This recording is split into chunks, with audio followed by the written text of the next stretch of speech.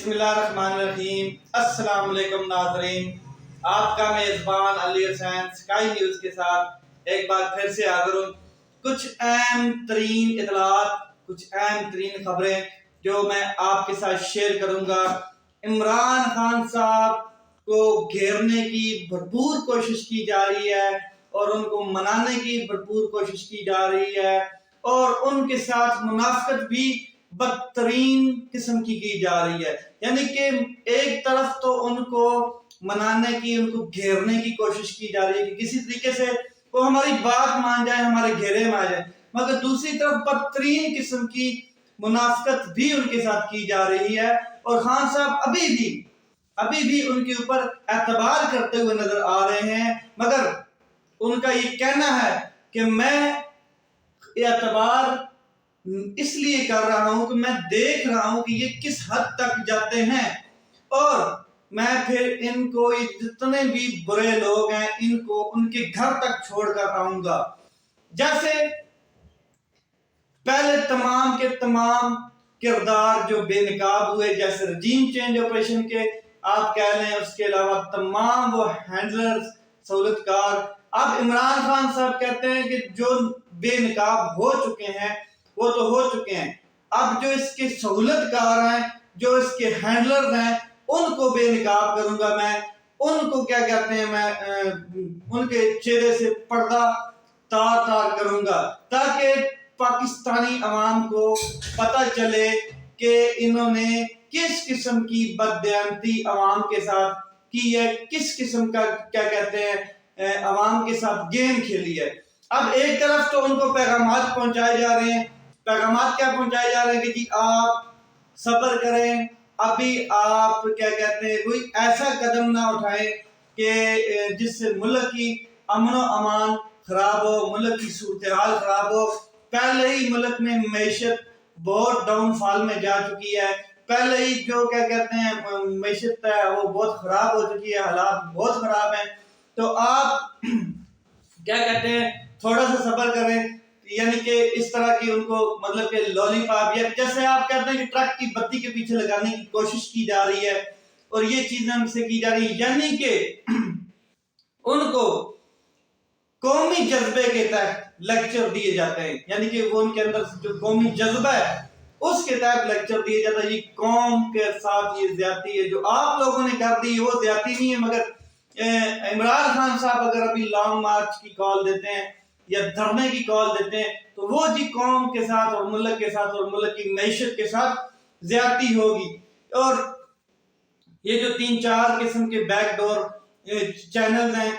وہ رابطے میں ہیں، عمران خان صاحب کے ساتھ پیغامات رسانی کا سلسلہ جاری ہے، جس کے ذریعے عمران خان صاحب کا ٹمپریچر نیچے لانے کی کوشش کی جاتی ہے کہ ان کا کسی نہ کسی طریقے سے ٹمپریچر نیچے لائے جائے۔ ان سے کہا جا رہا ہے کہ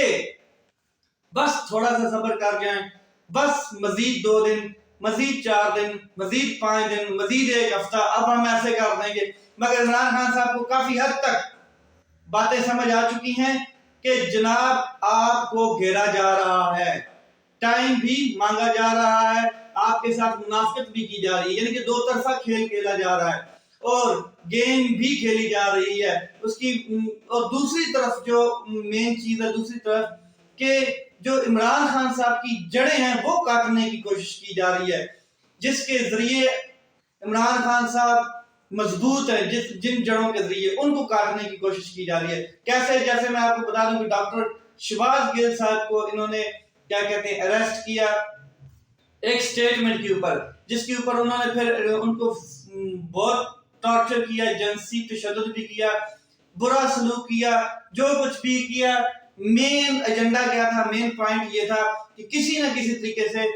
ڈاکٹر شہباز گل صاحب یہ کہہ دیں کہ یہ جو میں نے سٹیٹمنٹ دیا، بیان دیا، اس کے پیچھے عمران خان صاحب ہے، عمران خان صاحب کی یہ پالیسی کے مطابق ہم نے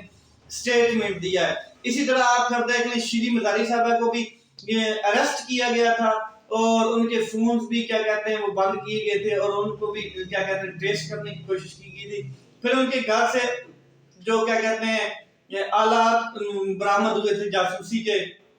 پھر کہا جاتا ہے کہ ان کے گھر میں کچھ سادہ لباس کپڑوں میں جاسوسی والے لوگ بھی ارد گرد گھومتے نظر آئے. تو یہ چیزیں ساری کی ساری اسی طرف جاتی ہیں کہ ان کی جڑیں کاٹنے کی کوشش کی جا رہی ہے. اس کے علاوہ اب اعظم سواتی صاحب، ان کو تشدد کا نشانہ بنایا گیا، ان کو اریسٹ کیا گیا ایک ٹویٹ کے اوپر، اور پھر ان سے بھی یہی مطالبہ ہو رہا ہے کہ یعنی جو آپ نے ٹویٹ کیا ہے، جو آپ نے ٹویٹ کیا اور ملک کے یعنی کہ بڑے ادارے کے خلاف جو بیان بازی ہے، صرف آپ نے یہ کہنا ہے کہ یہ اس کا ذمہ دار عمران خان صاحب ہیں. ہماری کوئی پالیسی ہے، اس کے مطابق ہم اس طرح کی سٹیٹمنٹس دیتے ہیں اور آپ نے عمران خان صاحب کا نام لے لینا ہے. یہ چیز بھی عمران خان صاحب تک پہنچا دی گئی کہ اس طرح کی چیزیں آپ کے ساتھ کی جا رہی ہے. ایک طرف آپ کو سمجھایا جا رہا ہے، ایک طرف آپ کو حوصلہ صبر کی تلقین کی جا رہی ہے، اور دوسری طرف آپ کی جڑیں کاٹنے میں لگے ہوئے ہیں. آپ کے ساتھ بدترین قسم کی منافقت بھی کی جاتی ہے کہ ایک طرف آپ سے ٹائم مانگا جا رہا ہے، دوسری طرف آپ کی جڑیں کاٹی جا رہی ہیں. یہ چیزیں عمران خان صاحب تک پہنچائی جا چکی ہیں. اس کے علاوہ جو اہم چیز ہے، اس سے کشیدگی میں تھوڑا سا اضافہ ہوا ہے. جو یہ عمل کر رہے ہیں، یہ چیزیں کر رہے ہیں، اس سے کشیدگی میں بہت زیادہ اضافہ بھی ہوا ہے. اس میں بد اعتمادی تو پہلے ہی بہت تھی، مگر اب مزید اس میں اضافہ ہونے جا رہا ہے. اور آنے والے دنوں میں ہو سکتا ہے کہ عمران خان صاحب اچانک کچھ ایسا فیصلہ کر دیں، اچانک اپنا احتجاج کا طریقہ کار کا اعلان کر دیں کہ جس سے حالات میں یکسر تبدیلی آ جائے اور معاملات ہاتھ سے نکل جائیں. کیونکہ عمران خان صاحب نے ایک تجویز دی تھی. وہ تجویز کیا تھی کہ الیکشن تک جنرل باجوہ صاحب جو ہیں وہ کنٹینیو کریں. جیسے کہ عمران خان صاحب نے عمران ریاض خان ہیں، ان کے انٹرویو میں بھی یہی بات کی ہے کہ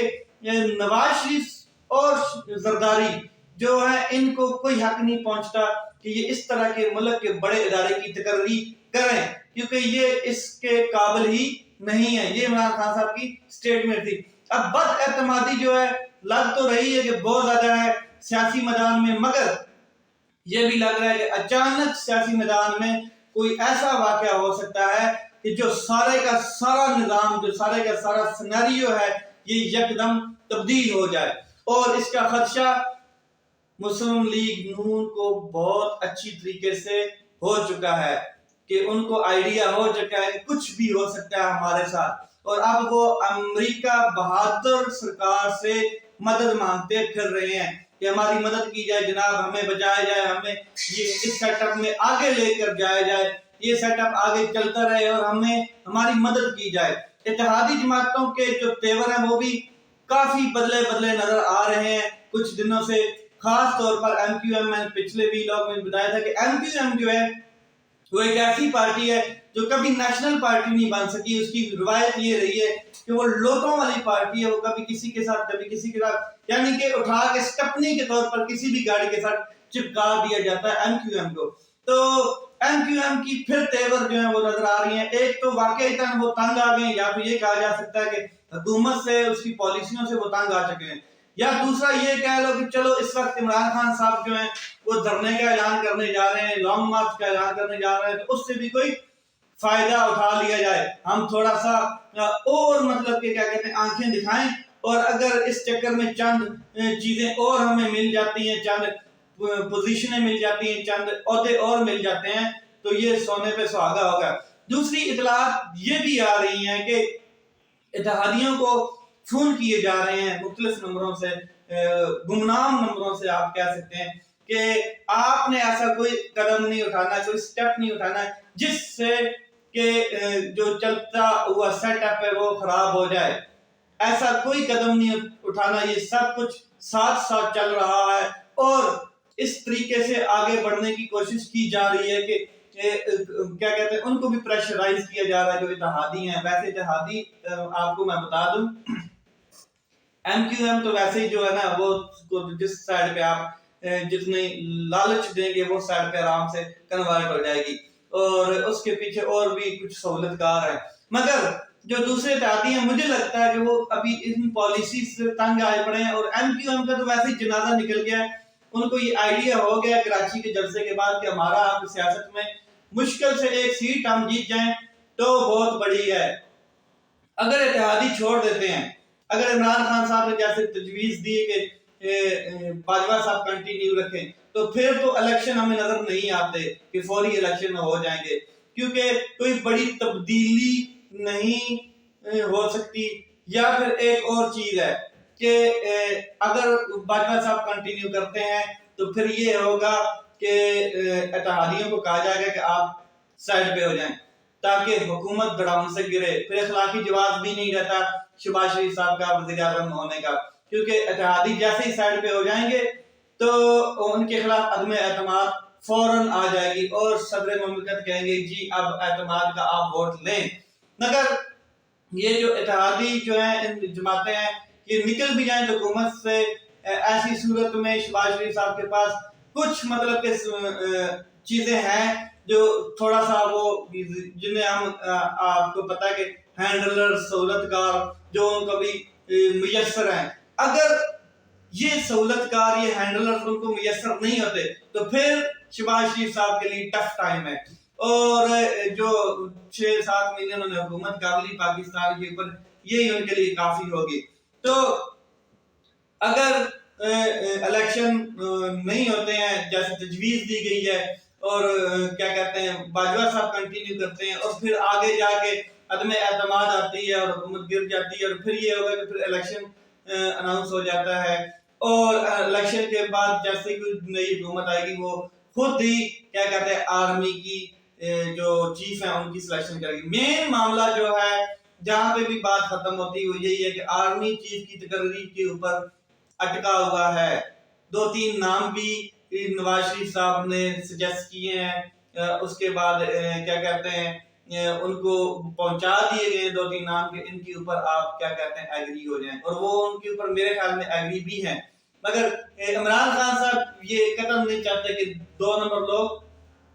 چور مفلول اشتہاری لوگ، کرپٹ لوگ اس بڑے فیصلے کا کیا کہتے ہیں اس تقرری کا بڑا فیصلہ کریں۔ تو عمران خان صاحب اس کے اوپر بضد ہیں، اڑے ہوئے ہیں، اور وہ اپنی جگہ پر ٹھیک بھی ہیں۔ اپنا خیال رکھیں، اپنے بھائی کے اس چینل کا خیال رکھیں۔ پاکستان زندہ باد۔